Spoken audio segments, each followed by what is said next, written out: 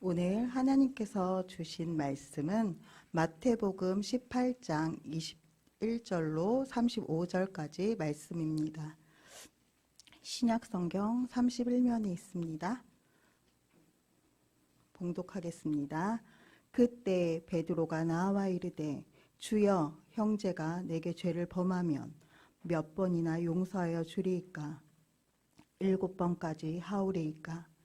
예수께서 이르시되 내게 이르노니 7번뿐 아니라 7번을 70번까지라도 할지니라. 그러므로 천국은 그 종들과 결산하려 하던 어떤 임금과 같으니 결산할 때에 10달란트 빚진 자 하나를 데려오매 갚을 것이 없는지라. 주인이 명하여 그 몸과 아내와 자식들과 모든 소유를 다 팔아 갚게 하라 하니 그 종이 엎드려 절하며 이르되 내게 참으소서, 다 갚으리이다 하거늘 그 종의 주인이 불쌍히 여겨 놓아 보내며 그 빚을 탕감하여 주었더니 그 종이 나가서 자기에게 100데나리온 빚진 동료 한 사람을 만나 붙들어 목을 잡고 이르되 빚을 갚으라 하매 그 동료가 엎드려 간구하여 이르되 나에게 참아 주소서, 갚으리이다 하되 허락하지 아니하고 이에 가서 그가 빚을 갚도록 옥에 가두거늘 그 동료들이 그것을 보고 몹시 딱하게 여겨 주인에게 가서 그 일을 다 알리니 이에 주인이 그를 불러다가 말하되 악한 종아, 내가 빌기에 내가 내 빚을 전부 탕감하여 주었거늘 내가 너를 불쌍히 여김과 같이 너도 내 동료를 불쌍히 여김이 마땅하지 아니하냐 하고 주인이 노하여 그 빚을 다 갚도록 그를 옥졸들에게 넘기니라. 너희가 각각 마음으로부터 형제를 용서하지 아니하면 나의 하늘 아버지께서도 너희에게 이와 같이 하시리라. 아멘. 할렐루야. 예. 모니터를 보니까 제 넥타이를 좀 바로 하고, 오늘 말씀 용서의 진심이라는 제목으로 함께 여러분들과 은혜를 나누겠습니다. 나는 카페의 진심, 이런 말을 혹시 들어보셨습니까? 그런 사람들의 이 SNS를 보면 정말 이 카페 사진이 아주 가득합니다. 예쁜 카페를 돌아다니면서 그곳에서 찍은 사진들을 보면서 이 사람은 정말 카페의 진심이구나 하는 것을 우리는 보게 됩니다. 그러면 하늘의 진심인 사람의 SNS는 어떤 사진으로 가득할까요? 하늘 사진으로 가득하겠죠. 실제로 하늘의 진심인 사람들, 그들 보면 정말 하늘 사진들만 가득한데요. 오늘 저와 여러분들은 무엇의 진심인지 한번 물어보고 싶습니다. 저는 오늘 우리 여전도의 연합 헌신 예배를 드리면서 무엇보다도 우리 여전도의 회원들과 또 우리 원통교회 모든 성도님들이 용서의 진심인 삶을 살아갈 수 있기를 주님의 이름으로 축복합니다. 이 용서의 진심이라고 할 때 아마 이 제목부터가 조금 부담스러우실 수도 있을 것 같아요. 저도 저희 교회에서 올해 우리 총회 주제가 용서, 사랑의 시작입니다 라고 하는 이 주제이기 때문에 용서에 대해서 작년 10월 달부터 계속해서 말씀을 전하고 있었습니다. 그래서 그런지 요즘에 우리 성도님들을 보면 용서 이야기만 나와도 은혜를 받는 분도 있지만 또 어떤 분들은 조금 눈살을 찌푸리는 것 같기도 해요. 이 진심이라는 말은 제가 말씀을 이렇게 준비하면서 제목으로 택하게 될 때에 실제로 이 진심이 어떤 한자가 있나라고 살펴봤더니요, 놀랍게도 진심이라고 하는 이 단어가 한자어로는 5가지로 표현이 됩니다. 별로 안 놀라시는데 알고 계시는가 본데요. 우리가 잘 아는 진심이라고 할 때는 아마 참 진짜를 써서 마음이 진짜다 이렇게 진심을 이해할 텐데요. 이 진심 진짜 외에도 또 다른 4종류의 진이 있습니다. 먼저는 참 진짜 앞에 입구변이 붙는다든지 귀이변이 붙을 때 그때도 진이 되기는 되는데요. 그때 진은 어떤 진인지 아십니까? 진심? 아니, 참 진짜 앞에 입구변이 붙는다든지 귀가 붙으면 그 진짜는 성낼진입니다. 성낼진.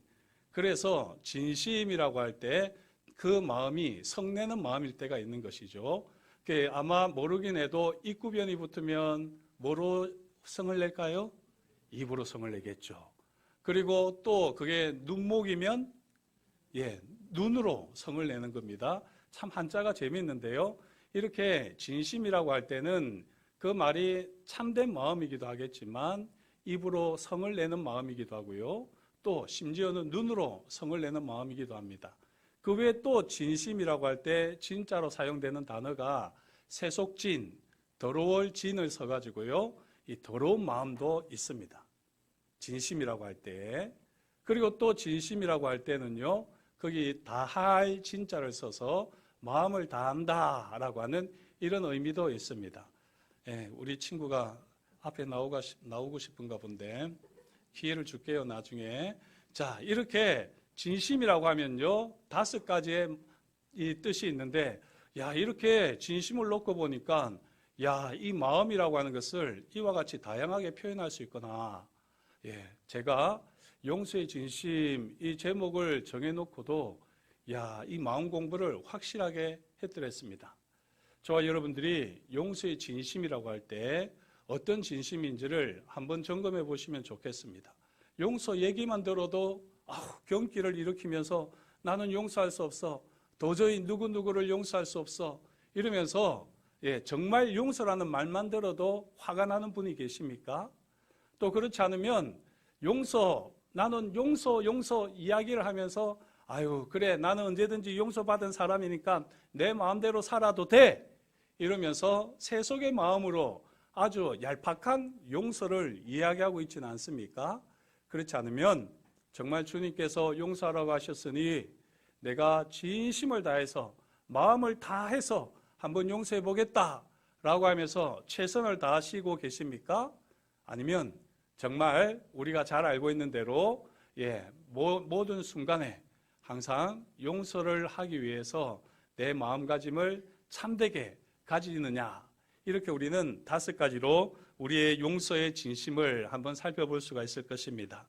오늘 말씀을 보게 되면요, 우리 주님께서 마지막 35절에 이렇게 말씀하셨습니다. 너희가 각각 마음으로 형제를 용서하지 않으면, 이렇게 말씀하셨는데, 이걸 오늘 제목을 따라서 한번 표현을 해보면 너희가 용서에 진심이지 않으면, 이렇게 주님이 말씀하시는 것과 같습니다. 바라기는 저와 여러분들이 정말 용서에 진심이 되셔서 각각 마음으로부터 형제를 용서하기로 결단하는 이 시간이 될 수 있기를 주님의 이름으로 축복합니다. 오늘 말씀을 보시면은 용서하지 않는 종의 이야기가 나오는데요. 이 종은 정말 무자비합니다. 이야기를 읽을 때마다 참 한켠이 찜찜한데요. 왜냐하면 이 이야기는 너무나도 우리의 이야기처럼 들리기 때문이지요. 베드로가 예수님께 질문을 하지 않습니까? 주여, 형제가 제게 잘못하면 제가 몇 번 용서할까요? 7번 용서하면 되겠죠?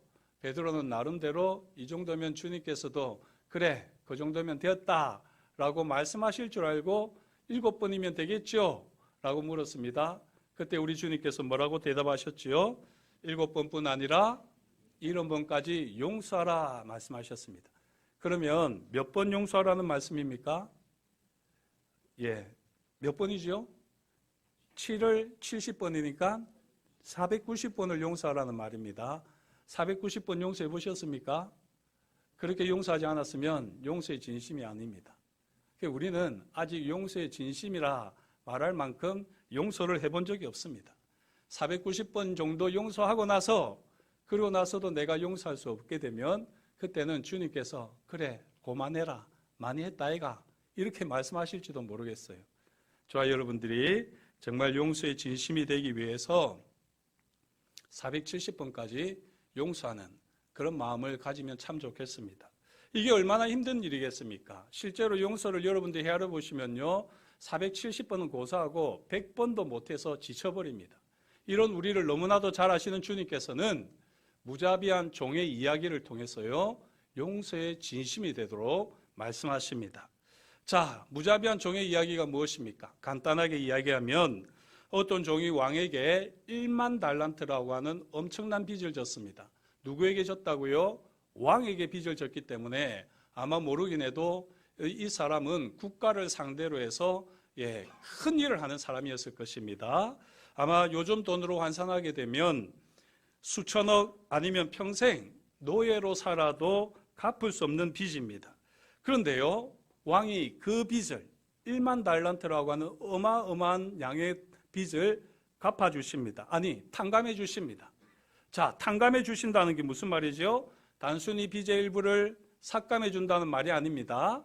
또는 빚의 그 기한을 연장해 준다는 말이 아니라 이제 아예 빚이 없다라고 선언하는 겁니다. 왕이 그렇게 선언하니 얼마나 자유롭게 되겠습니까? 얼마나 이 감격스럽고 놀라운 일입니까? 자, 이 감격과 놀라움을 가지고 감사를 가지고 이 종이 나아갔는데요. 밖으로 나아가서 또 우연찮게 100데나리온 빚진 사람을 만나게 됩니다. 자, 이 동료를 만나가지고는요, 어떻게 하지요? 목을 조르면서 빚을 갚으라 라고 하는 것입니다. 지금 동료가 자신이 왕 앞에서 했던 것처럼 똑같이 엎드려서 간청합니다. 말씀을 보시면 똑같은 행동을 하고요, 똑같은 간청을 합니다.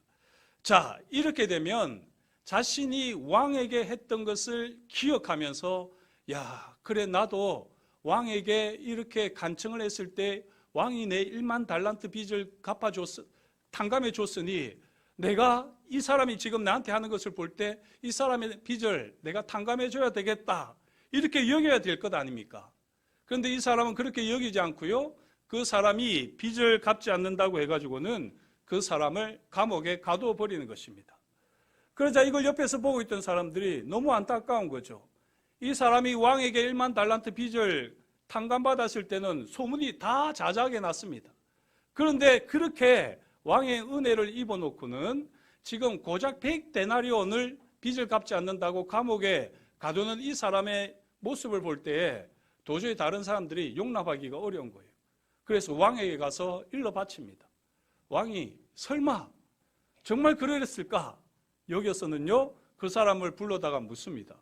그런데 아니나 다를까 그 사람이 100데나리온 빚을 졌다고 해서 그 사람을, 친구를, 동료를 감옥에다가 가둬버리는 것이죠.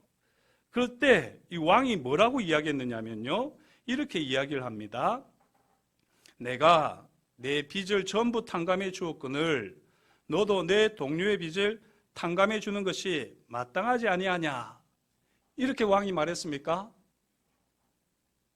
성경을 보시면 내가 내 빚을 전부 탕감해 주었거늘 내가 너를 불쌍히 여긴 같이 너도 내 동료를 불쌍히 여김이 마땅하지 아니하냐, 이렇게 왕이 물으셨습니다. 자, 물어볼게요. 오후가 되다 보니까 졸릴 수 있습니다. 특히 제 설교는 좀 졸립니다. 그래서 묻겠습니다.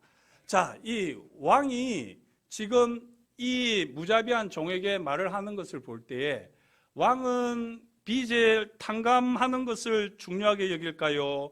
불쌍히 여기는 것을 중요하게 여길까요? 그렇습니다. 야, 역시 우리 원통교회 성도님들은 수준이 있으시네요. 왕은 지금 빚을 탕감한 것은 별로 관심이 없어요, 사실은. 이 10,000달란트 빚이 탕감받은 사람, 이 사람이 자신이 탕감받은 다음에 또 그 빚 때문에 어려워하는 사람, 그 사람을 불쌍히 여기느냐 여기지 않느냐, 이것을 지금 왕은 가장 지금 중심으로 보고 있는 것입니다. 이게 오늘 말씀의 핵심입니다. 왕의 성품이 어떠한지 분명하게 알 수 있죠. 왕은 빚을 탕감은 얼마든지 할 수 있어요.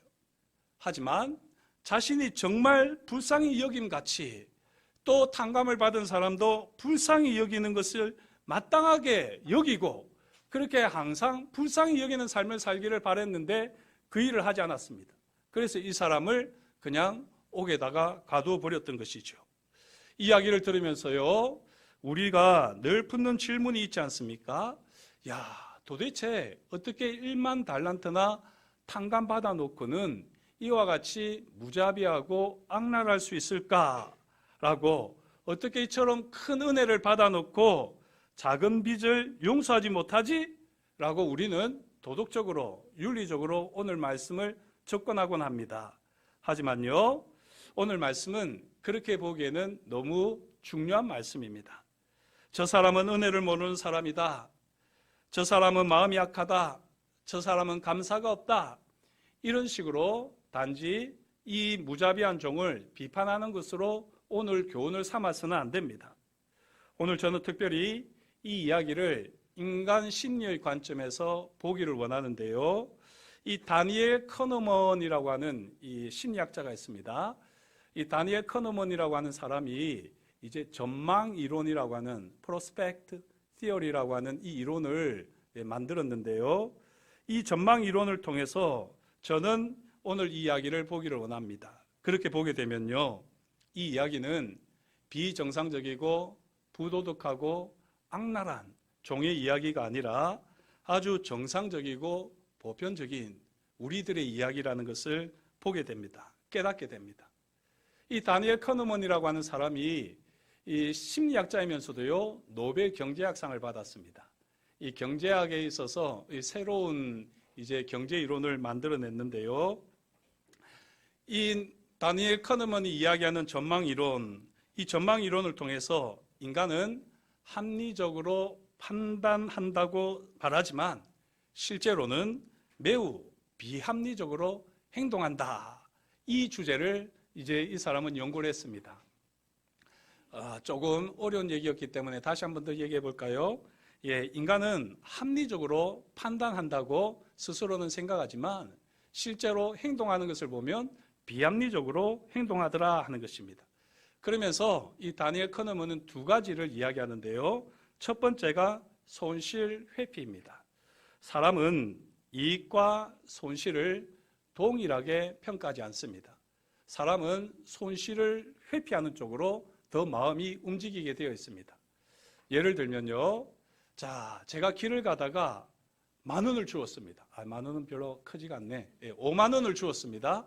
50,000원을 주었어요. 이야, 내가 50,000원을 주었다니. 그리고 신이 나가지고 그 50,000원을 지갑에 넣으려고 딱 봤더니 지갑에는 50,000원 있었던 50,000원이 없어져 버렸네요.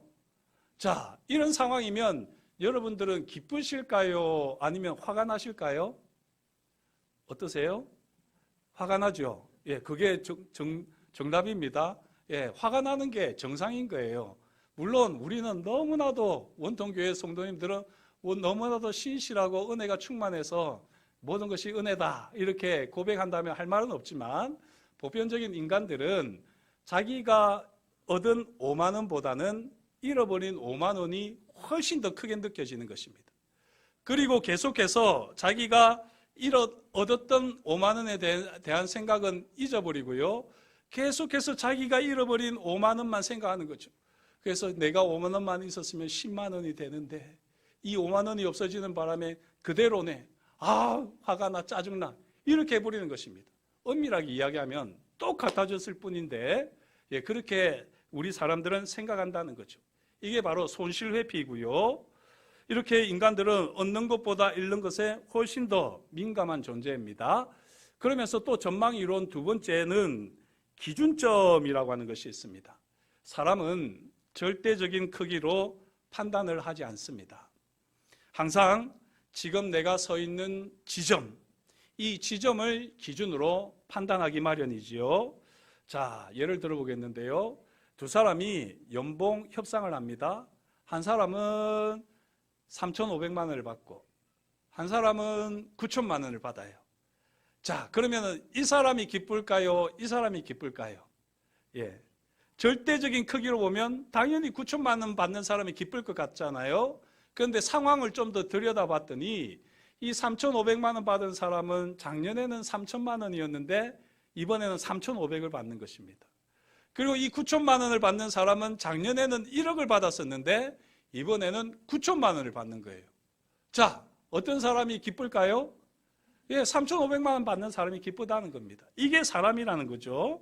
절대적인 크기로 판단을 하는 것이 아니라 사람은 자기가 가지고 있는 현재 시점에서의 기준을 가지고 모든 것을 판단한다는 것입니다. 자, 이 경제 심리학적 통찰을 가지고요, 오늘 말씀을 다시 한번 보기를 원합니다. 종은 1만 달란트를 탕감받았습니다. 그러면 이 인생이 완전히 새롭게 시작되는 겁니다. 리셋 되는 사건이었지요. 죽음에서 생명으로 옮겨진 사건과 같습니다. 그렇다면 이제 새로운 인생을 살면 됩니다.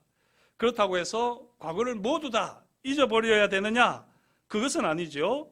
하지만 우리 사람은 참 신기하게도 과거를 너무나도 쉽게 잊어버리고요, 자기 편의대로, 자기 편리한 대로 이 상황에, 새로운 상황에 익숙해져 버립니다. 그러면서 자신이 받았던 은혜마저도 순식간에 잃어버리는 것이 우리 사람들의 일상적인 모습입니다.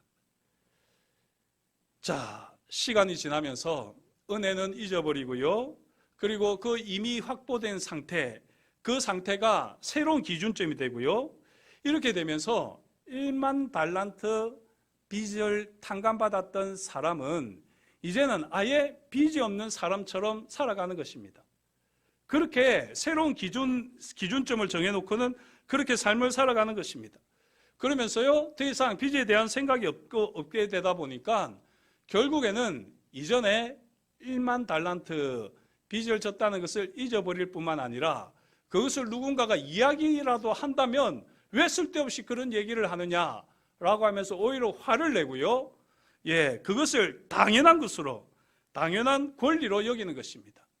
가만히 우리를 보면 그렇지 않습니까? 하나님께서 베풀어 주신 은혜가 너무나도 커서 그것을 가지고 늘 감사의 제목으로 삼아야지 되는데, 어느 순간 하나님이 베풀어 주신 은혜는 당연히 내 삶의 기준이 되어버리고요, 그렇게 하지 않으면 하나님께서 오히려 내게 은혜를 베푸지 않는 것이 잘못된 것처럼 그렇게 하나님을 향해서도 우리는 불편해하고 불만을 토로하기도 합니다. 지금 탕감받은 1만 달란트, 이 빚을 탕감받았던 이 종이 가지고 있는 마음이 그런 상태입니다. 현재 이 사람의 판단 기준은요, 노 빚, 노 부채입니다. 노 빚, 노 부채. 이런 상황에서 이 사람은 자기가 이전에 있었던 그 모든 빚들을 까마득하게 잊어버리고요, 새로운 기준으로 살아가는 것이죠. 하지만 이게 얼마나 위험한 판단이었는지 우리가 이야기 전체를 통해서 보게 되면 알게 되는 거죠. 이 사람은 위험한 착각 속에 살았던 것입니다. 자, 이 사람이 1만 달란트 빚이 탕감받은 이후에 100데나리온 빚진 사람을 만나게 되었을 때에 이 사람은 어떻게 했습니까? 우리 앞에서 이야기한 대로 이 100데나리온 때문에 멱살을 잡고요, 그 사람을 옥으로 데리고 갔습니다. 이 사람이 왜 이렇게 했죠? 1만 달란트라고 하는 빚을 탕감받았으면 그 은혜를 생각을 해보면 100데나리온 정도는 당연히 탕감해 줄 만도 한데 왜 이렇게 했을까? 이 사람은 인간의 본능, 손실 회피 본능 때문에 자기가 1만 달란트 탕감받았다는 것은 생각을 하지 않고 100데나리온 빚을 지금 내가 얻지 못한다고 하는 이 손실에 대해서 너무 크게 여기는 것입니다. 그러면서 이 작은 손실이 자기의 모든 생각과 자기의 모든 시야를 다 가려버리는 것입니다. 결과적으로 그는 큰 은혜를 잊어버리고요, 작은 손실에 폭력적으로 행동해 버리는 거죠. 사랑하는 성도 여러분, 이 종이 특별히 악한 사람이라서 이런 게 아닙니다. 그는 은혜를 받았으나 은혜를 잊어버린 사람일 뿐입니다. 우리도 이와 같지 않습니까? 우리는 죄사함을 받았습니다. 하나님의 자녀가 되었습니다. 영생의 약속을 받았습니다. 그러나 누군가 나에게 상처를 주면 그 순간 내가 받은 큰 은혜는 다 잊어버리고 그 내게 준 상처, 아주 작은 상처, 그 하나만 내 삶에서 가장 중요한 문제가 되어버리지 않습니까? 그 사람의 말 한마디, 그 사람의 태도 하나가 하나님의 은혜 전체를 덮어버리는 것 아닙니까? 왜 그렇지요? 우리가 약해서 그렇습니까? 아닙니다. 사람은 다 이렇게 불합리하고 어리석습니다. 우리도 그렇습니다. 예수님께서 이 비유를 통해서 우리에게 분명하게 말씀하시는 한 가지가 35절에 나와 있는데요. 너희가 각각 마음으로부터 형제를 용서하지 아니하면 나의 하늘 아버지께서도 너희에게 이와 같이 하시리라 말씀하셨습니다. 이 말씀을 보시면 예수님은 단순히 행동으로 용서하라고 하시지 않으셨습니다. 무엇으로요? 마음으로부터, 존재의 중심으로부터 용서하라고 말씀하십니다. 겉으로는 웃으며 관계를 유지하는 것 같지만요, 마음속에서는 여전히 계산하고 기록하고 보관하고 있다면, 내게 잘못한 사람의 그 모든 행동들을 다 기록하고 보관하고 있다면 예수님은 그것을 용서라고 부르지 않으신다는 겁니다. 마음으로부터 용서는 불합리한 인간의 본능을 따르지 않는 겁니다. 용서의 진심이라면 어리석은 인간의 본능을 따르지 않는 겁니다. 용서는 합리적인 계산의 결과가 아닙니다. 그렇다고 본능적인 선택도 아닙니다. 무엇을 기준으로 삼을 것인가? 어떻게 현실적인 손실 앞에서 나는 반응할 것인가? 용서는 선택입니다. 용서는 은혜의 기억을 선택하는 것이고요. 용서는 진정한 기준점을 선택하는 것입니다. 예수님은 우리에게 한량없는 은혜와 참된 기준점을 주시며 말씀하십니다.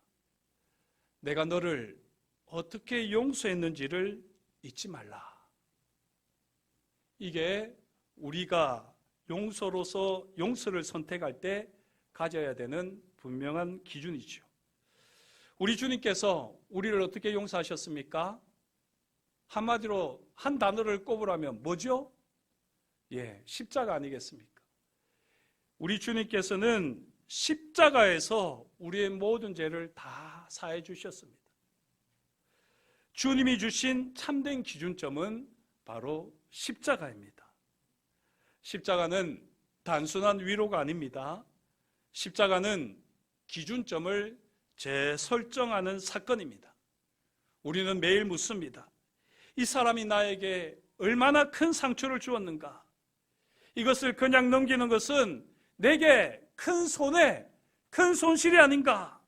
그러나 복음은 우리에게 묻습니다. 너는 얼마나 용서받았느냐?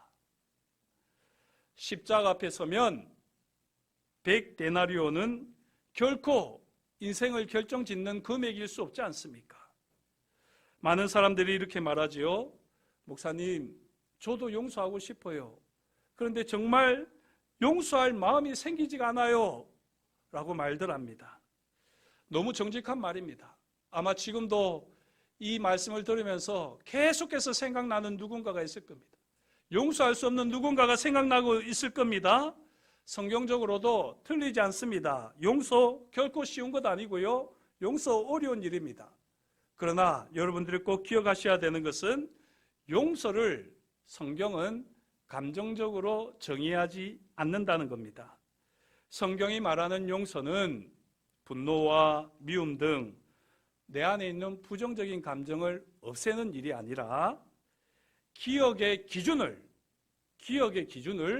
선택하는 겁니다. 인간은 고통스러운 기억을 현재의 판단 기준점으로 끌어오지요. 그래서 그때 그가 한 말, 그때 그 사람의 표정, 그때 그 사람이 내게 했던 행동들, 배신들, 이 기억들이 기준점이 되어가지고는 지금의 모든 상황들을 해석하는데 지배해버립니다. 우리는 상처를 잊지 못해서 용서하지 못하는 것이 아니라 상처를 기준점으로 매일 선택하고 있기 때문에 용서를 못하는 겁니다. 바라기는 오늘 여전도의 연합 헌신 예배를 드리는 우리 여전도 회원들 여러분들, 아마 용서하지 못할 일들이 참 많겠지만요, 정말 기준점을 새롭게 잡으시고 이제 감정이 아니라 용서를 선택하기로 결단하는 우리 모든 회원들이 되시기를 축복합니다. 이게 복음입니다. 복음.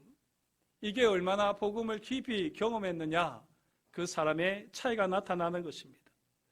십자가는 우리의 상처를 없애주지 않습니다. 십자가는 우리의 과거를 깨끗하게 지워주지 않습니다. 그랬다면 왜 우리가 이렇게 힘들어하겠습니까? 십자가는요, 우리가 기억하고 있는 그 기억의 위치를 바꾸는 사건입니다.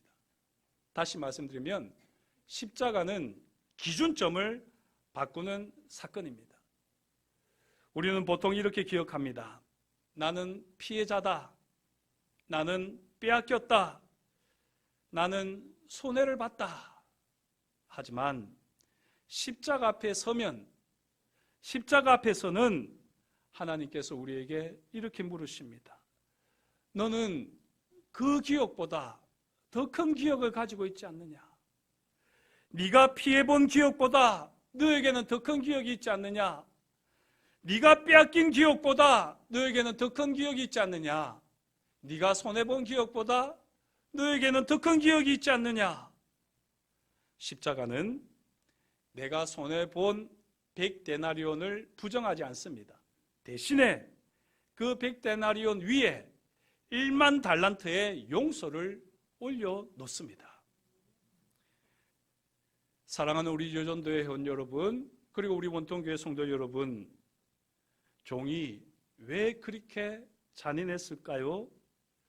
그는 자신이 받은 용서를 은혜의 기억 속에서, 기준점에서 밀어냈기 때문입니다.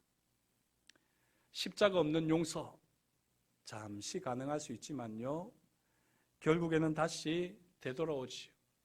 이에 타산에 밝은 우리는 다시 용서했다가도 내가 도대체 언제까지 용서해야 돼? 이 정도 용서하면 많이 한 것 아니야?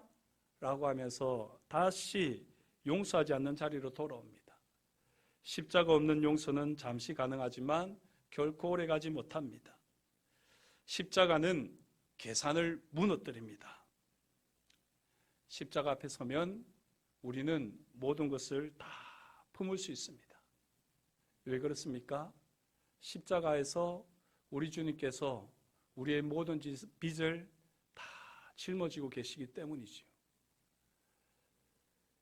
앞에서 이 무자비한 종의 가장 큰 문제는 무엇이었느냐면요, 왕의 성품을 담지 못한 것이었고, 그러면서 이 사람은 자기가 1만 달란트 탕감받았을 때 더 이상 빚이 없다고 여겼어요. 노 빚, 노 부채라고 여겼습니다. 하지만 오늘 성경은 우리에게 분명히 이야기합니다. 노 빚, 노 부채가 아니라 프리 빚, 프리 부채라고 이야기하는 겁니다. 어려운 영어 아니죠? 예, 한번 저를 따라서 해주시겠습니까? 프리 빚, 프리 부채. 그렇습니다. 저와 여러분들이 노 빚, 노 부채로 살아가는 것은 위험천만한 일입니다. 내가 죄가 없다, 나는 죄 없이 살아간다, 노 죄, 이렇게 살아가는 것은요, 위험합니다. 전혀 복음이 아닙니다. 우리는 다만 프리 죄, 죄로부터 자유롭게 되었습니다. 그리고 우리가 십자가를 바라볼 때 그 십자가에서 내 죄를 발견하는 겁니다. 그래서 십자가를 보기만 하면 지금 당장 내 앞에서 내가 용서할 수 없는 그 사람의 죄, 허물, 나를 불쾌하게 만들고 나를 기분 나쁘게 하고 나를 짓밟는 것만 같은 이 사람의 용서할 수 없는 행동들, 말들, 이 행위들에 대해서 우리가 십자가를 보면 다 덮을 수가 있는 것입니다. 마음으로부터 용서한다는 것은요, 이렇게 고백을 하는 것입니다. 이 사람의 죄가 작아서가 아니라 내가 받은 은혜가 너무 크기 때문에 나는 이 아픈 기억을 내려놓겠습니다. 이 상처가 사라졌기 때문이 아니라 십자가가 내 삶에 더 크게 역사하기 때문에 나는 이 기준점, 뭐지요? 이 십자가만 붙들겠습니다. 고백하는 겁니다. 사랑하는 우리 원동교회 성도님들, 특별히 헌신 예배를 드리는 여전도회 회원 여러분, 우리가 용서하지 못하는 이유는 우리의 마음이 없어서, 마음이 냉랭해서가 아니고요, 우리의 기억이 잘못된 자리에 있기 때문입니다. 오늘 주님은 우리에게 다시 물으십니다. 너의 마음을 가장 사로잡는 기억은 무엇이냐? 다른 사람이 너에게 주었던 상처, 그 기억이니? 다른 사람이 너를 힘들게 했던 그 기억이니? 우리 마음 중심에 십자가를 세우는 사람, 십자가를 기준점으로 삼는 사람만이 마음으로부터 용서하는 사람입니다. 십자가를 붙들고 늘 바라보는 사람만이 용서의 진심인 사람입니다. 이와 같이 십자가를 붙들고 늘 용서의 진심으로 살아가는 우리 여전도 회원들과 온통교회 성도님들이 되시기를 주의 이름으로 축복합니다. 마지막으로 비법을 하나 알려드릴게요. 용서의 진심인 삶을 살아가려고 할 때 우리는 손실 회피 본능이 있지만 그 손실 회피 본능을 넘어서서 날마다 십자가를 기준으로 해서 살아가려고 할 때 우리가 실천할 수 있는 한 가지 비법이 있습니다. 누군가가 정말 나에게 너무 얄밉게 다가올 때가 있잖아요. 말하는 거나 행동하는 것이나 또 그렇게 지금도 용서하지 못한 누군가가 있다면요, 그럴 때 여러분들은 단순하게 기도하시면 됩니다. 이게 센텐스 프레이어라고 그렇게 이야기를 하는데요, 단순 기도라고 이야기하는데 저를 따라서 해주십시오. 주여, 저 사람입니다. 저 사람을 주님의 보혈로 덮어주옵소서. 이렇게 여러분들이 기도 한번 해보십시오. 그렇게 기도하는데 그래도 그 사람이 너무나도 믿게만 보이고 그 사람을 도저히 용서할 수 없고, 그래서 계속해서 그 사람이 잘못한 것만 내 판단의 기준이 되어진다고 하면 그때는 다시 주여 나를 주의 보혈로 덮어주옵소서. 그렇게 우리가 주님의 보혈로 나를 덮어주옵소서, 주님의 보혈로 나를 덮어주옵소서 우리가 기도하게 될 때에 우리는 정말 용서의 진심인 사람으로 매일매일을 살아가게 될 것입니다.